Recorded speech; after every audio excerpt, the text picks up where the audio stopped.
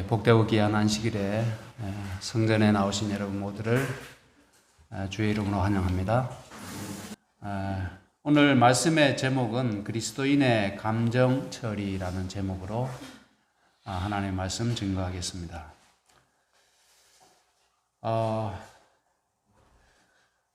우리 사람은 감정의 동물이죠. 감정의 동물이라는 표현을 많이 쓰는데, 이 감정은 감정으로 그치지 않고 우리의 인생을 참 뒤흔들기도 하고, 또 이 감정이 잘 통제되지 아니하면 우리의 신앙까지도 위협받을 수 있는, 우리의 영원한 운명까지 영향을 크게 받는 부분이 감정입니다. 그러나 우리 사람은 감정의 동물이기도 하지만은 또 이성의 지배를 받기도 합니다.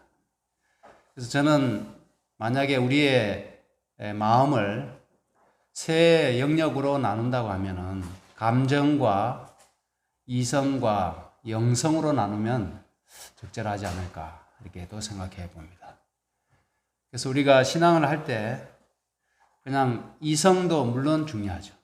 이성도 합리적인 판단을 내릴 때 중요하고, 또 감정을 다스릴 때 이성이 있어야 합니다.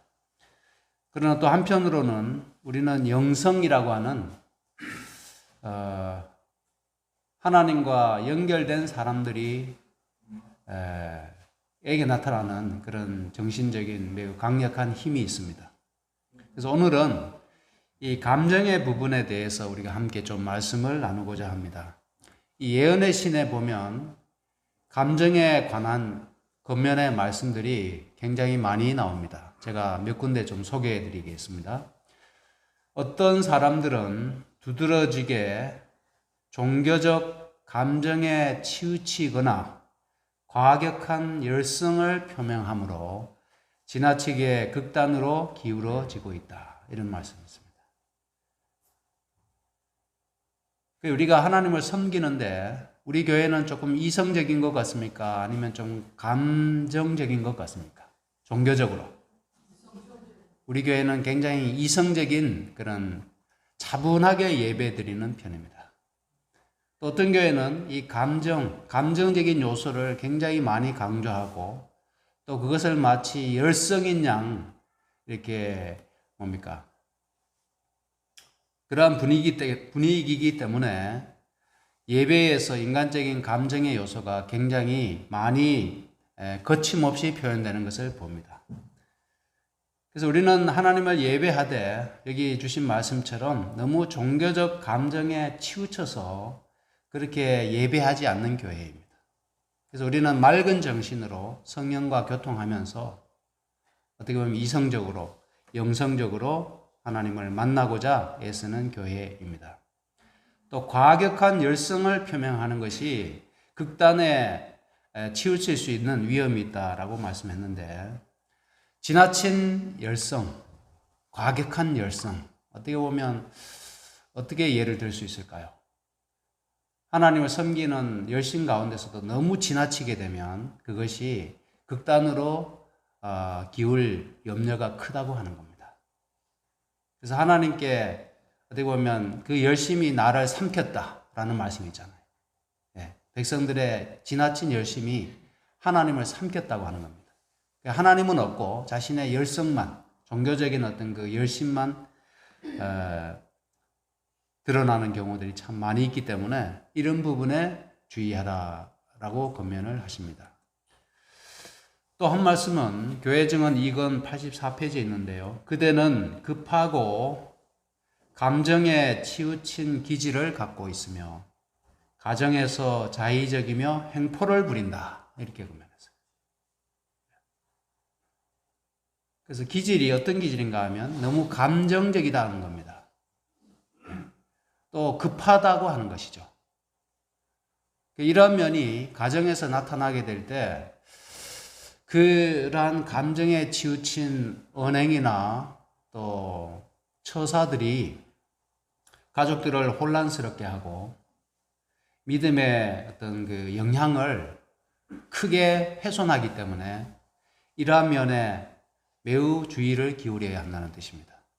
그래서 우리 스스로 내가 성격이 어떤 성격인가, 내 기질이 어떤 기질을 가지고 있는지를 잘 파악해서 우리가 이러한 말씀을 들을 때 귀 기울여 들어야 하는 겁니다. 굉장히 급하고 감정적인 어떤 그런 쉽게 어떤 화를 드러내고 또 쉽게 어떤 그 감정을 표현하는 그러한 것들이 결코 신앙에 도움이 되지 않는다는 것이죠. 일본 사람들은 굉장히 냉정한 것 같아요. 일본 사람들은 쉽게 감정을 드러내지 않는다고 합니다. 그런데 한국 사람들은 어떻습니까? 감정을 굉장히 쉽게 드러내죠. 쉽게 드러납니다. 그러다 보니까 이 속이 다 쉽게 드러나다 보니까 이용당하기도 쉽고 그 다음에 실속이 없는 그런 면이 있습니다. 그래서 우리의 감정을 뭐 감추라고 하는 것이 아니라 너무 어떻게 보면 지나치게 솔직하게 감정을 드러내게 되면 그리스도인의 품격이 떨어진다는 겁니다. 그래서 우리는 자제할 줄 알아야 되고 자신의 감정을 자제할 줄 알아야 하고 그 감정을 너무 쉽게 표현하지 말라는 겁니다. 그게 하나님께 영광이 되지 않고 자신에게도 도움이 되지 않기 때문입니다. 한 말씀 더 보겠습니다. 세상에 살고 있는 수많은 사람들 중에 겨우 얼마만 영생을 얻을 수 있을 것이다. 세상에 많은 사람들이 살고 있지만은 영생을 얻을 수 있는 사람들은 소수라는 겁니다. 그러면서 어떤 말씀을 했는가 하면요. 진리를 순종함으로 영혼을 완전케 하지 않은 다수는 둘째 사망을 당하게 될 것이다. 그래서 하나님의 말씀에 순종함으로 영혼을 완전케 해야 한다는 것이죠. 그래서 그 영혼에 뭐가 포함이 되어 있나요? 감정이 포함되어 있어요. 그래서 우리는 감정에 어떤 휘둘리기 쉬운 존재입니다. 그래서 만약에 어떤 싸움이 감정적 싸움이 되게 되면 그 싸움의 본질은 잃어버리게 되고 매우 엉뚱한 방향으로 불꽃이 튀고 그 다음에 싸움의 결과가 나는 것을 보게 되죠. 그래서 진리에 순종함으로 우리의 영혼을 완전케 하지 않는 대부분의 사람들은 둘째 사망을 당하게 될 것이다. 그래서 우리의 영혼의 싸움이 무엇인가, 우리의 영혼의 과제가 무엇인가 하는 것을 우리가 정확하게 파악해야 합니다. 어떤 열심, 그렇죠. 앞에서 말씀했던 어떤 그런 지나친 열심이나 종교적 감정을 잘 표현한다고 해서 내가 믿음이 있는 사람이 아니라 내 속사람을 어떻게 완전에 이르게 하기 위해서 애쓰고 있는지 또 거기에 어떤 변화를 이루었는지를 가지고 우리의 영혼이 결정된다는 사실을 말씀하고 있습니다. 여기 핑크색을 한번 보십시오. 자, 둘째 사망을 당하는 사람들의 특징이 뭔가 하면 그들은 제 멋대로 굴며 자기가 뭐예요? 중심이고 자기가 기준이에요.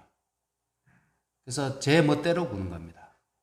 어제 제가 사우나를 갔다 왔는데, 온천을 갔다 왔는데, 보통 이제 욕탕에서, 룸이 있잖아요. 그 룸에 보면 옷장도 있고, 뭐 거기서 이제 수건으로 닦는 그런 장소가 있는데, 보통은 이제 물이 묻어 있기 때문에, 그 욕탕 입구에 서서 물기를 다 닦고, 대충 다 닦고, 그 다음에 이제 그 뭐 화장품 바르고 드라이 하는 그런 곳으로 나와야 되는데, 어떤 분이 아저씨인데 연세가 좀 있으신 분인데 물도 닦지 않고 물이 뚝뚝 떨어지는데 막 거기 걸어 나오더라고요. 사람들이 다니는 그 공간에.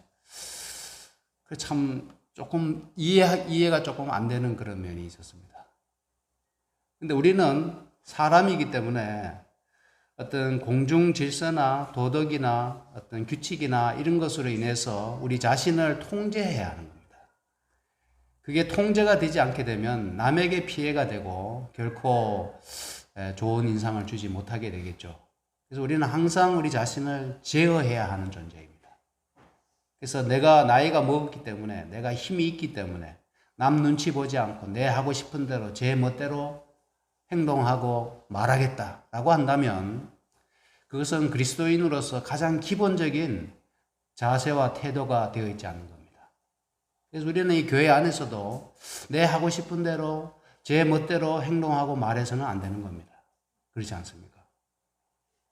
그래서 그들의 특징은 제 멋대로 굴며 특별히 오늘 주제의 말씀처럼 감정에 치우치고 굉장히 감정적이라는 것이죠. 그래서 감정에 사로잡혀서 감정에 의해서 이렇게 좌우되는 사람들은 결국에는 영적인 그런 싸움에 있어서도 진다는 겁니다. 예, 실패한다는 겁니다. 그들은 감정에 치우치고 그러다 보니까 싸우기를 잘하며 사납다. 남들에게 끼치는 영향은 좋은 긍정적인 영향이 아니라 굉장히 부정적이고 부패시키는 그런 영향을 끼친다라고 하는 겁니다.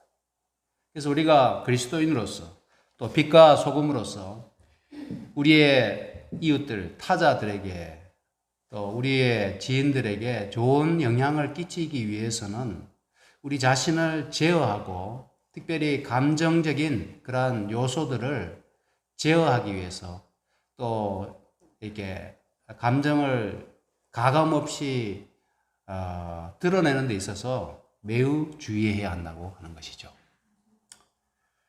그들은 아버지의 품성과 저열한 욕망의 특징을 타고났다. 그 얘기는 뭔가 하면 유전적인 요소가 일부분 있다는 겁니다. 예, 타고난 기질이 있다고 하는 것이죠. 근데 그 타고난 기질을 항상 죽을 때까지 조상 탓만 해서는 안 되겠죠.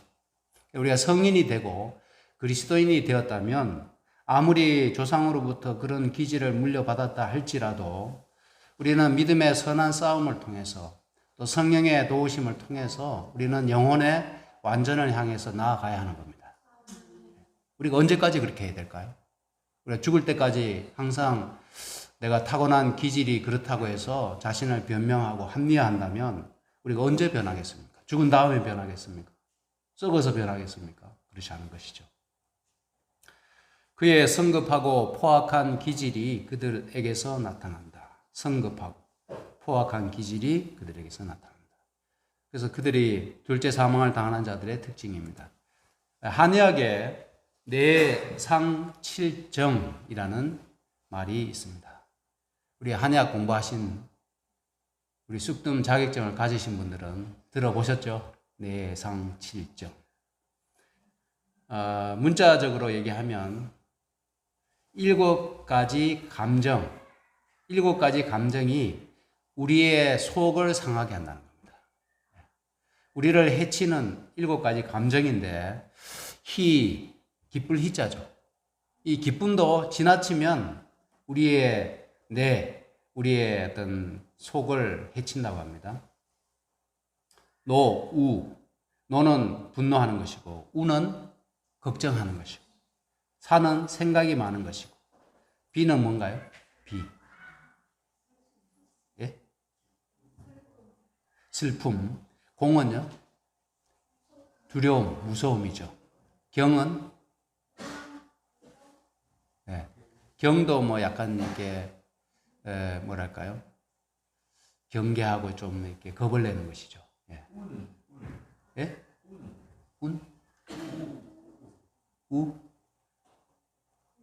하여튼 뭐 저는 책에 있는 그대로 옮겼습니다. 예, 책에 있는 그대로 옮겼는데 이러한 감정들이 우리의 영향을 미치는데 이 기쁨도 지나치게 되면 심장을 해친대요. 우리가 너무 좋으면 심장이 어떻게 됩니까? 이렇게 심장 박동이 올라가잖아요. 심장 박동이 올라가면 심장에 무리가 온다는 겁니다. 그래서 그 기쁨도 어느 정도 선에서 적당하게 기뻐해야지 너무 지나친 기쁨은 우리를 해치는 겁니다. 예를 들면 마약 같은 것도 마찬가지죠. 마약을 먹으면 어떻게 됩니까? 기분이 좋아진다 그러잖아요. 근데 기분이 계속 좋아지면서 우리의 몸에 부작용이 없는 게 아니라 우리의 몸을 엄청나게 이제 어떻게 보면 희생하면서 그 감정적인 즐거움을 얻게 되는 겁니다. 그래서 보면 노여움은 간을 해친다 그래요. 그래서 간암 혹은 간에 질환이 있는 병동에 가면 사람들이 화를 그렇게 잘 낸대요. 여러분들 중에 화를 쉽게 잘 내는 사람들은 간이 안 좋다고 합니다. 그래서 이게 한의학이 굉장히 어떻게 보면 저도 요즘 공부를 하고 있는데 깊이가 있더라고요. 양학이 다루지 못하는 그런 역사가 오래되다 보니까 양학이 그거 하지 못하는 부분을 한의학에서 하고 있음을 이렇게 보게 됩니다.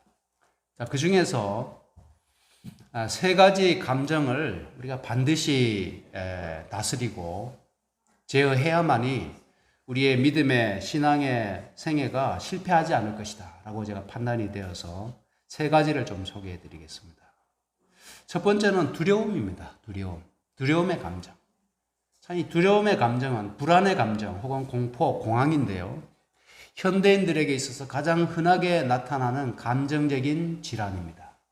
정서적 질환입니다.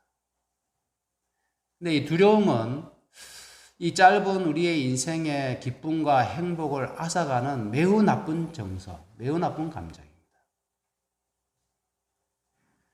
그래서 성경에 보면 이 두려워 말라라고 하는 말씀이 많이 등장하거든요. 특별히 이사야서에 두려워 말라는 말씀이 많이 나옵니다. 제가 좀 읽어드리겠습니다. 두려워 말라. 내가 너와 함께 함이라. 놀라지 말라. 나는 내 하나님이 됨이니라. 내가 너를 굳세게 하리라. 참으로 너를 도와주리라. 참으로 나의 의로운 오른손으로 너를 붙들리라. 이렇게 말씀하셨어요. 이 말씀이 우리에게 든든한 보장이 되어야 합니다. 그래서 이 두려움의 문제는 뭐 이렇게 남자라고 해서 없는 게 아니고 또 내가 힘이 세다고 해서 없는 게 아니에요. 돈이 많다고 해서 없는 게 아닙니다. 누구나 보편적으로 찾아오는 감정이 이 두려움, 불안의 감정입니다. 이유가 없어요. 어떤 집사님이 있는데 제가 들은 얘기입니다. 근데 이 집사님은 가족이나 뭐 우리 교인들이나 친지들한테 항상 피해의식이 있어요. 피해의식. 그래가지고 우울하기도 하고 항상 피해의식이 있기 때문에 우울증도 심하게 앓고 있었습니다. 그래서 아마 자살 기도도 여러 번 했다 그래요. 그래서 이 손목에 면도칼로 이렇게 그은 자국이 몇 군데가 있다고. 근데 차마 완전히 끊지 못하고 이렇게 주저하게 된 그런 경우들이 있었다고 합니다. 그러면서도 이런 불안, 우울, 피해의식 이런 감정 때문에 너무 힘들어서 기회가 되면 자신의 목숨을 끊기 위해서 면도칼을 가지고 다닌다. 근데 실제로는 그 집사님을 괴롭히는 사람이 단 한 명도 없다는 겁니다. 가족들 중에서도 그 집사님을 괴롭히는 사람이 없고 교인들 중에서도 그 사람을 괴롭히는 사람이 없어요, 실제로는. 그러면 그 집사님을 그렇게 힘들게 만드는 사람이 누굴까요? 자기 자신이에요, 자기 자신. 자기 자신이 자기 스스로를 그렇게 괴롭게 하는 겁니다. 그래서 부정적인 감정은 자기 자신을 어떻게 보면 너무너무 힘들게 하고 죽이는 겁니다. 그래서 우리가 이러한 감정의 지배를 받지 않도록 그 감정의 어두운 터널에서 속히 빠져나와야 합니다. 가장 빠져나올 수 있는 방법은, 가장 근원적인 처방은 오늘 둘째 찬미 가운데서도 불렀지만은 빛이신 하나님과 연결되는 겁니다. 하나님이 함께 하시고 하나님을 여기 말씀처럼 하나님이 우리를 굳세게 하시고 도와주시고 우리의 하나님의 오른손으로 우리를 붙드심을 믿고 자신을 내려놓기 전에는 그러한 감정의 늪에서 헤어나올 길이 없다는 겁니다. 한 말씀 더 소개해드리죠. 너를 지으며 너를 모태에서 조성하고 너를 도와줄 여호와가 말하노라. 나의 종 야곱 나의 택한 여수르나 두려워 말라. 이 말씀 읽을 때 우리의 마음에 참 용기가 생기고 힘이 생겨야 되겠습니다. 그게 실제적인 신앙이잖아요. 그러한 감정적인 문제를 하나님의 은혜를 통해서 해결하지 못한다고 하면 어디서 해결할 수 있겠습니까? 어떤 신경정신과 가서 약의 처방을 받아서 그 약물의 도움으로 해결할 수 있겠습니까? 아니면 상담하는 사람을 찾아가서 상담을 통해서 해결받겠습니까? 우리에게 있어서 가장 위대한 하늘의 의원 되시는 하나님을 통해서 치유함을 경험해야 하는 겁니다. 하나님이 계십니다. 하나님이 살아계시고 우리를 지으시고 모태에서 조성하신 하나님께서 우리를 도와주신다고 약속하셨기 때문입니다. 신약 성경에도 난리와 난리의 소문을 듣겠으나 너희는 삼가 두려워 말라. 여러 세상에 돌아가는 그런 재난과 전쟁의 소문, 이러한 여러 뉴스를 들으면서 불안한 사람들이 있어요. 그러나 그러한 소문을 들을지라도 뭐 하지 말라고요? 두려워 말라는 겁니다.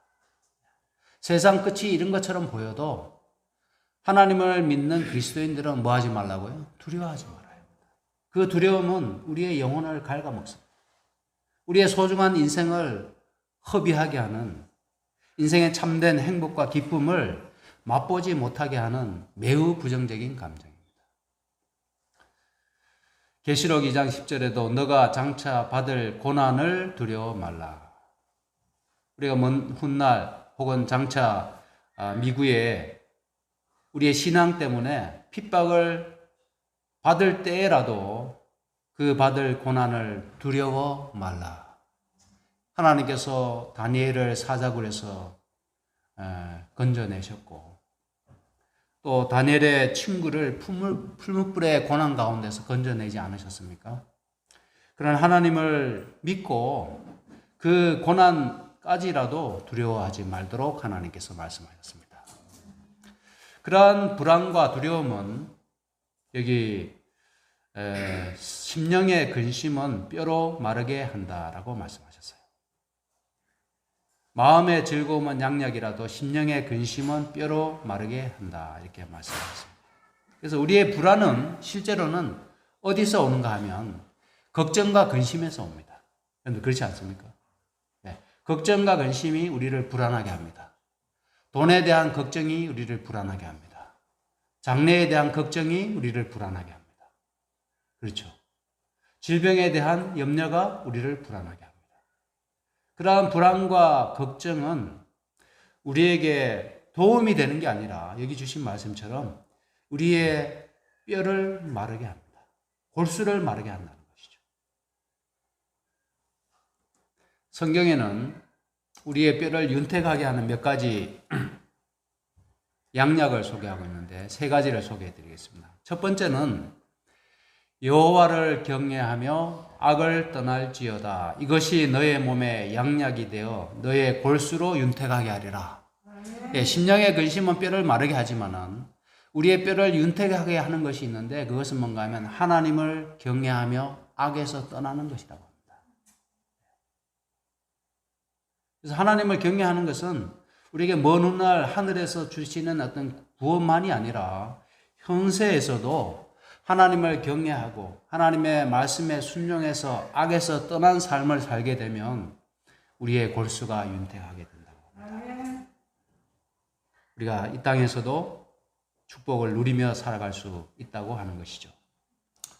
잠언 15장 3절에도 눈에 밝은 것은 마음을 기쁘게 하고 좋은 기별은 뼈를 윤택하게 하느니라. 이 좋은 기별을 다른 말로는 뭐라고 할까요? 좋은 소식이죠. 좋은 소식을 다른 말로 복음이 아닙니까? 복음. 그래서 우리가 예수를 통해서 구원을 받았다고 하는 소식보다 더 좋은 소식이 어디에 있겠습니까? 죽을 수밖에 없는 죄인이 다시 예수님의 희생을 통해서 영원히 살게 되었다고 하는 소식보다 더 좋은 소식이 어디에 있겠습니까? 그래서 좋은 기별은, 이 복음은 우리의 뼈를 윤택하게 한다는 겁니다.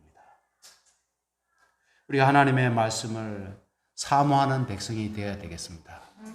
이 하나님의 말씀이 우리에게 기쁨이 되고 소망이 되고 우리의 마음을 유쾌케 하는 그런 영적인 유익을 우리가 경험해야 되겠습니다. 일주일에 한 번 교회에 나와서 잠깐 말씀 듣는 것만으로는 저는 부족하다고 생각이 됩니다. 만나를 하나님께서 매일같이 내려주셨던 것처럼 여러분들께서도 가정에서 하늘의 만나를 날마다 받아 먹게 되시기를 간절히 바랍니다. 그 좋은 기별은 우리의 볼수를 윤택하게 합니다. 그 다음에 세 번째는요, 선한 말은 꿀송이 같아서 마음에 달고 뼈에 양약이 되느니라, 이렇게 말씀했어요. 그래서 우리가 선한 말을 할 때도 그렇고 선한 말을 들을 때도 그렇습니다. 그래서 우리의 뼈를 윤택하게 하고 우리로 하여금 마음이 흐뭇하게, 마음에 기쁨이 되게 하는 것은 누군가로부터 들은 좋은 말이 우리의 영혼에 양약이 된다고 하는 겁니다. 그러면 우리가 그리스도인으로서 우리의 이웃들, 우리의 형제들에게 어떤 말을 해야 될까요? 사랑하는 우리의 가족들에게 어떤 말을 해야 되겠습니까? 선한 말을 해야 됩니다.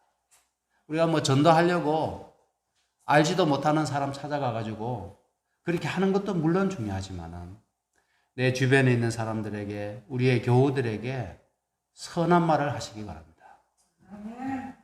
선한 말을 하셔서 그분이 일주일에 한번 교회에 오셔서 한 주일 동안 생애하면서 지치고 피곤한 그 영혼에 담비와도 같은, 생명수와도 같은 그런 선한 말을 하셔서 그분이 영혼에 힘을 얻고 다시금 치열한 생애 현장으로 나아갈 수 있도록 우리가 그렇게 서로서로 이렇게 선한 말을 나누시게 되기를 간절히 바랍니다. 두 번째로 우리의 감정, 반드시 짚고 넘어가야 할 두 번째 감정은 미움입니다. 미움. 이 미움은 시기, 질투, 혐오 뭐 다 포함이 되지 않나 싶습니다.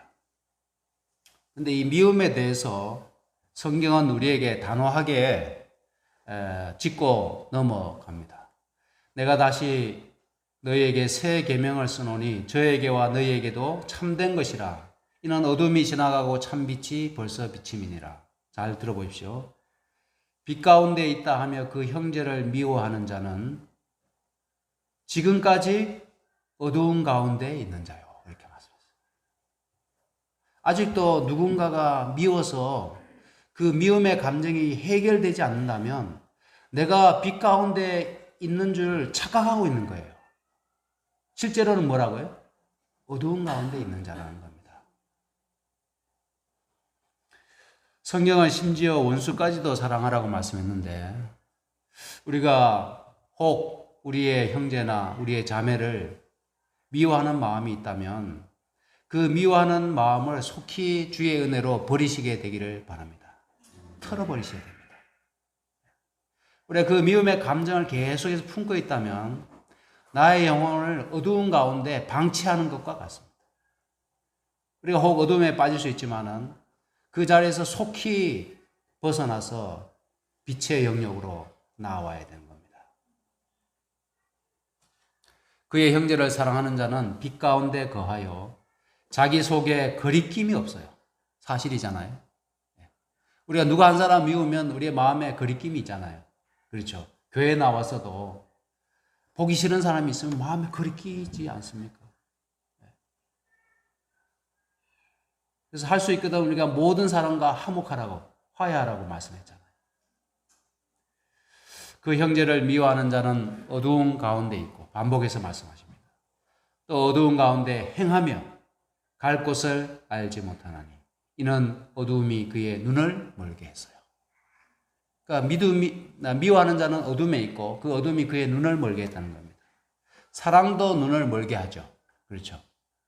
그래서 사랑이 눈을 멀게 해서 눈에 콩깍지가 씌었다라고 표현하지만은 누군가를 미워하는 것도 우리의 눈을 멀게 한다는 겁니다.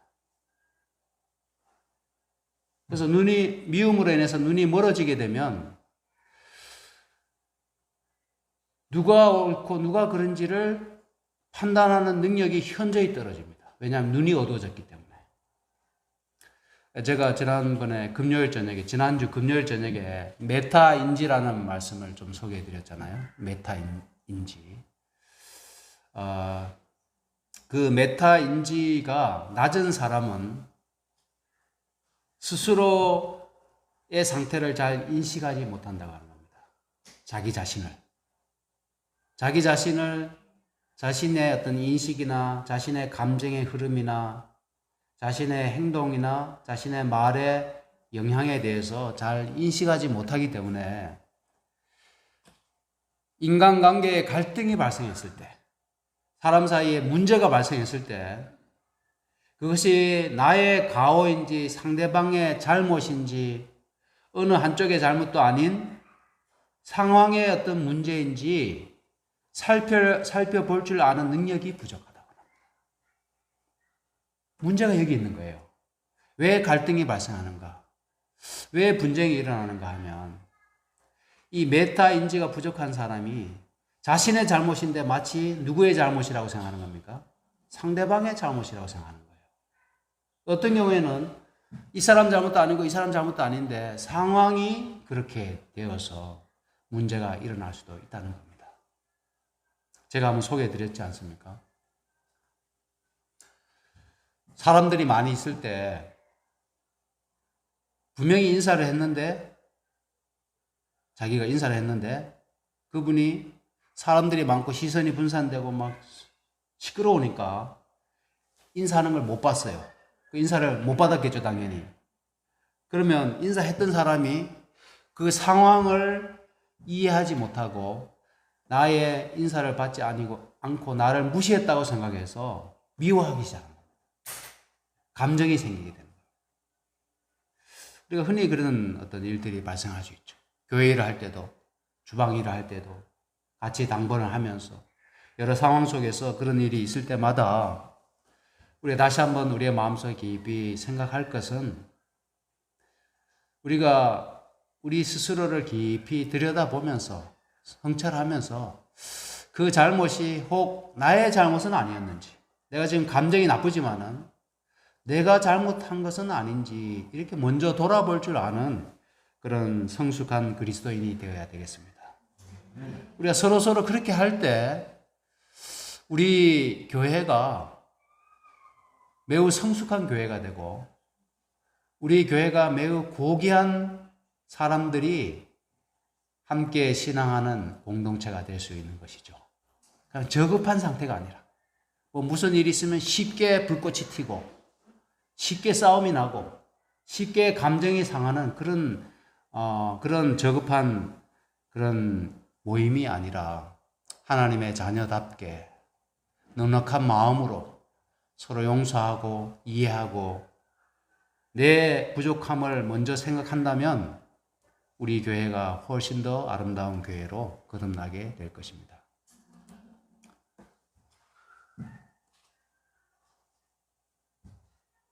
요한에서 3장 14절 15절에는 우리가 형제를 사랑함으로 사망에서 생명으로 옮겨 생명에 들어간 줄을 알거니와.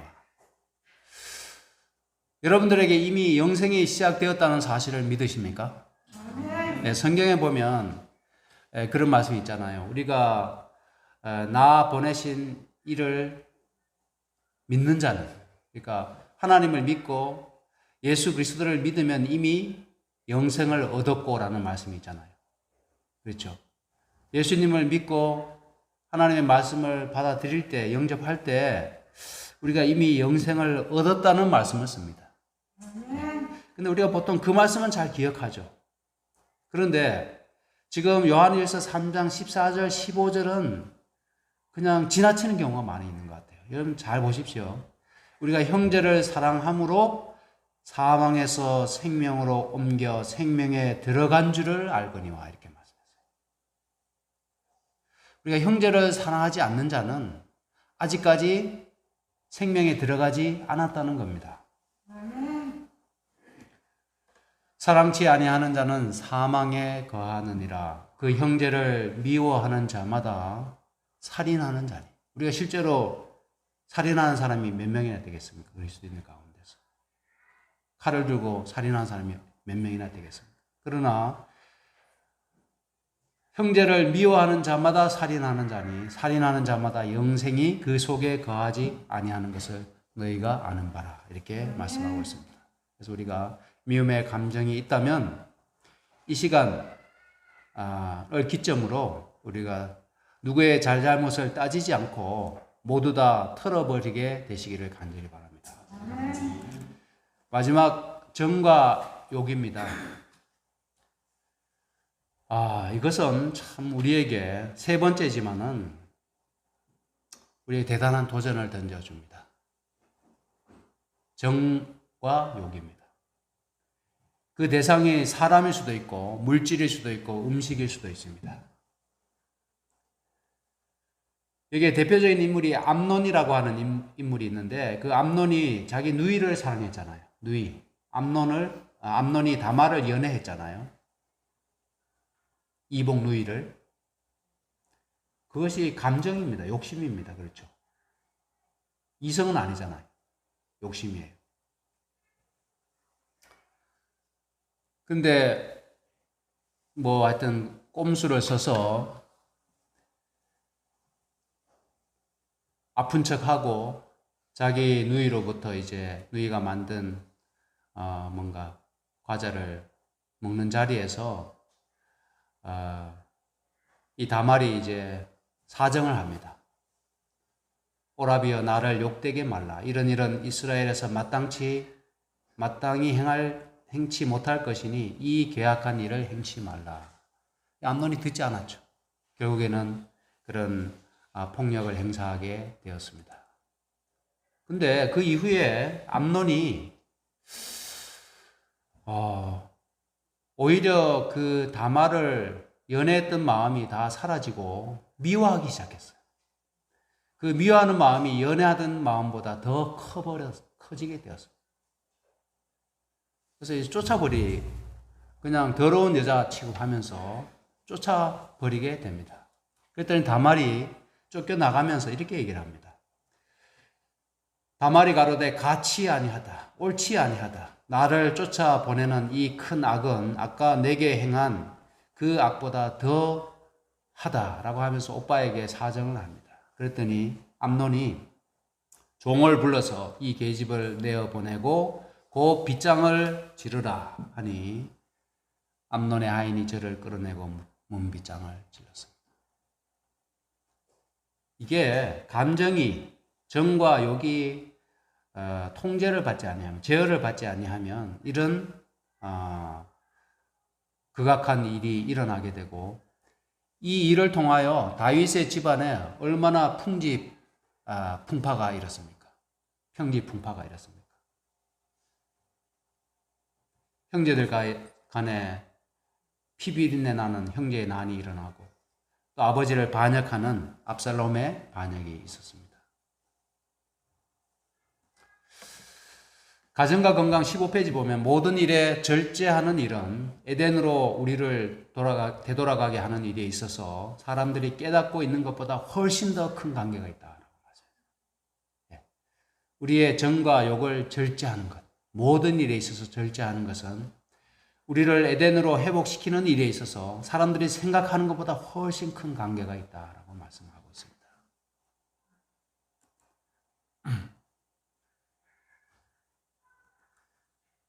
그리스도 예수의 사람들은 육체와 함께 그 정과 욕심을 십자가에 못 박았느니라. 자, 이제 이 말씀 드리고 마치겠습니다.